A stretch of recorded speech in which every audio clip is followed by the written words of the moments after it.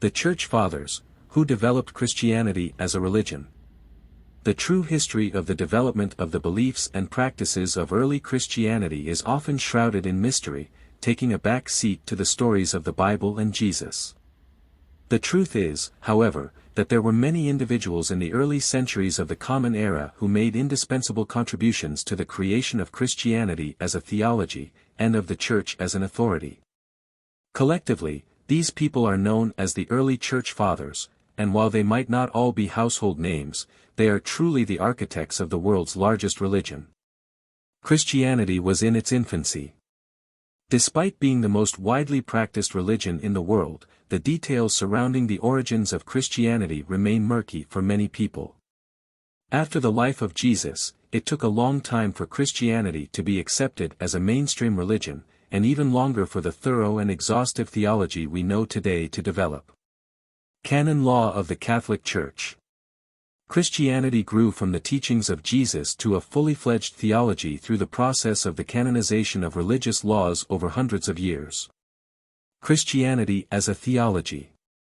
This took the work of many scholars, theologians, and others who devoted their lives to developing Christianity as a theology in the centuries following the life of Jesus. These individuals are known today as the early Church Fathers.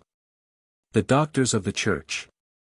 The Roman Catholic Church holds 8 men above all other early Fathers of the Church. These are known as the Doctors of the Church and were designated as such for the immensity of their influence on the Church. Ambrose of Milan. Saint Ambrose, born Aurelius Ambrosius in 339 CE, was the earliest and arguably most influential of the Western doctors. While serving as the Bishop of Milan, he wrote prolifically on matters of theology and philosophy and popularized the importance of giving to the poor in Christianity, as well as the idea that the good of one member of society is also the good of another. Jerome. Saint Jerome of Stridon earned his place among the doctors of the Church after translating the Bible into Latin directly from Hebrew, rather than from Greek, like most Latin translations of the 4th century CE. Augustine of Hippo. Augustine of Hippo is perhaps the most famous of the Church's early saints, and for good reason. During his lifetime in the early 4th and 5th centuries, he was instrumental in the development of concepts such as predestination and original sin. Pope Gregory. Saint Gregory served as the Pope of Rome from 590 CE until he died in 604 CE. During his papacy, Gregory unified different sects of Christianity across the Roman Empire. He also sent out the Church's first mission program, the Gregorian Mission, to the pagan islands of Britain, where he successfully converted many of the island's inhabitants to Christianity. Athanasius of Alexandria. The earliest of the Eastern Church Fathers, Athanasius of Alexandria was born at the turn of the 4th century. Not only was Athanasius present at the First Council of Nicaea, which resulted in the first established Christian doctrine, but he was also the first Christian theologian to list the canon of books that would later become the modern New Testament. Gregory of Nazianzus.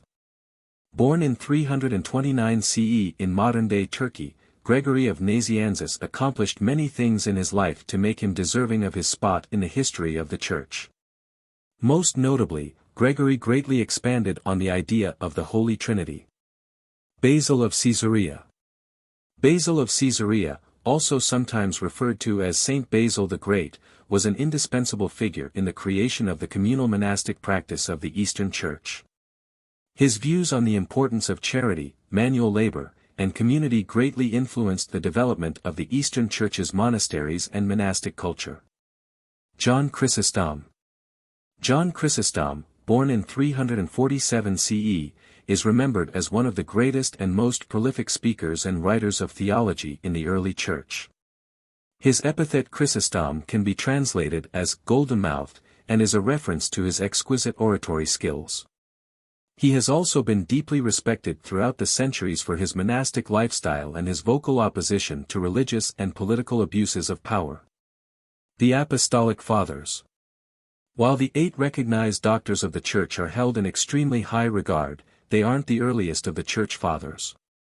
Before them came the apostolic fathers, a group of theologians who were almost all directly associated with the original 12 apostles and lived throughout the 1st and 2nd centuries CE. Clement of Rome. The first apostolic father was Pope Clement I, born in 35 CE. It is believed that Clement was consecrated as Bishop of Rome by Peter the Apostle himself. Ignatius of Antioch. A disciple of John the Apostle, Ignatius of Antioch is known not only as an early martyr of Christianity who was fed to the beasts but also for his extensive and essential writing on the history of the Church and the proper duties of Christian bishops, among many other important topics. Polycarp of Smyrna. Another alleged student of John the Apostle, Polycarp was a devoted teacher of Christian gospel and tradition until he was martyred in 155 CE. At first, he was burned at the stake, but the fire would not consume him. When his body refused to burn, Polycarp was stabbed numerous times, but even then, after bleeding so much blood that the surrounding flames were extinguished, Polycarp wasn't dead. Papias of Hierapolis. Very little is known about the last of the apostolic fathers, Papias of Hierapolis. Most believe he was born around 60 CE and lived until around 130 CE. His contemporaries described him as a hearer of John the Apostle. The work of Papias was instrumental in preserving and spreading the canonical Gospels to the generations of Christians to come. The Latin Fathers. While the doctors of the Church are considered the upper echelon of the Church Fathers, many other groups and subgroups left indelible marks on the Christian faith. The best known to the modern Catholic Church are those who wrote in Latin and are appropriately referred to as the Latin Fathers. Tertullian. Tertullian was a Carthaginian theologian born around 155 CE who, despite being barred from sainthood after being labeled a heretic, had a heavy influence on the Western Church. He was a prolific writer and translator in Latin and is commonly known as the father of the Latin Church. Cyprian of Carthage. Saint Cyprian of Carthage was born a pagan, but converted to Christianity and became a bishop in 249 CE. Cyprian was an early proponent of water baptisms and was taught that they were the only legitimate start on the path towards salvation. Hilary of Poitiers. Born in the early 4th century CE, Saint Hilary of Poitiers was a staunch defender of mainstream Christianity and was often referred to as the Hammer of the Arians due to his opposition towards the Arian branch of Christianity, which was at the time considered heretical. Pope Damasus. The papacy of Damasus lasted from 366 CE until he died in 384 CE. He was deeply devoted to the unity of the Church and worked tirelessly to prevent schisms between different regions. Origen of Alexandria. Over 2,000 pieces of Christian theological thought are attributed to Origen of Alexandria, one of the earliest theologians to treat Christianity as a philosophy. His work was instrumental in the early development of Christian theology. Isidore of Seville. Centuries after the days of the first apostles, Isidore of Seville was considered the last scholar of the ancient world before the Dark Ages began in earnest. As Archbishop of Seville, Isidore was also responsible for the conversion of many Visigoth kings and leaders to Catholicism. The Desert Fathers. Far lesser known, but no less important than the Latin Fathers, are a small group of ascetics known as the Desert Fathers. These early and esoteric theologians lived monastic lives in the deserts of Egypt, and are considered one of the greatest influences on modern Christian monasticism. Paul of Thebes. The first theologian to walk into the desert was Paul of Thebes, also known as Paul the First Hermit. Born in 227 CE, it is said he lived a solitary life of strict asceticism in the desert from the time he was 16 until just before his death, at the age of 113. He was found just weeks before his death by Anthony the Great, who learned from him the ways of the desert. Anthony the Great.